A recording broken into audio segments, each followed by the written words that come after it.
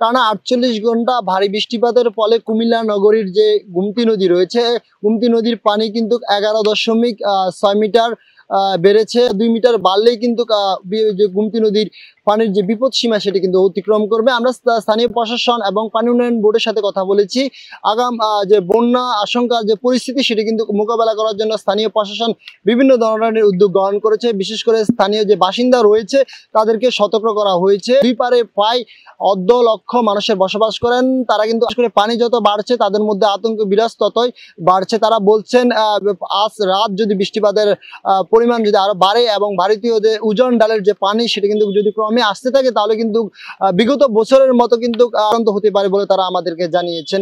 আমরা অন্য আতঙ্কের মধ্যে আছি, সামনে আতঙ্কের মধ্যে থাকামু। ২০২৪ সালে যেভাবে বন্যা হয়েছিল ঠিক সেভাবে বন্যা হইতেছে। পানি দীর্ঘ ঘন্টা যাইতে যাইতে পানি ২ হাত ১ হাত করে বাড়তেছে। এটি তারা যদি উদ্যোগ না নেয় আমরা আবার সমস্যাত পড়ামু। আমরা বর্তমানে অন্য আতঙ্কের মধ্যে রয়েছি, আতঙ্ক শেষ হয় নাই। এই আতঙ্কই আবার আমরা ঘুরে ঘুরে ধরতেছে। আপনারা এটার উদ্যোগ নেন। আপনারা ইতিমধ্যে দেখতেছেন আমরা এই মুহূর্তে গুমতি নদীর পাড়ে আছি, আর গুমতি নদীর পানি প্রায় প্রতি ঘন্টার বিনিময়ে প্রায় কত সেন্টিমিটার ১ সেন্টিমিটার মতো পানি বাড়তে আছে।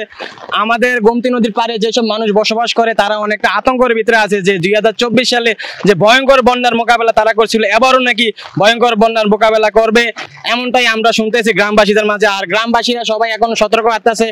যারা গুমতি নদীর পাড়ে বাড়িঘর করছে তারা তাদের জরুরি আসবাবপত্রগুলা সরিয়ে নেওয়ার যথাযথ ব্যবস্থা করতে আছে।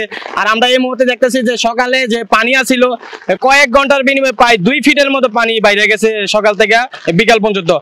আমরা কুমিল্লাবাসী আমরা এটাই জেলা প্রশাসনকে এটাই বলতে চাই যে আমরা প্রতি বছর এভাবে বন্যার জন্য কষ্ট করবো কেন, আমাদের এটার একটা স্থায়ী সমাধান আমরা চাই। ঠিক ২০২৫ সালে জুলাই মাসে সেভাবে দেখা দিচ্ছে মানুষ আতঙ্ক আছে এবং প্রশাসন ভালোভাবে পাহারা দিতে হবে এবং উদ্যোগ নিতে হবে।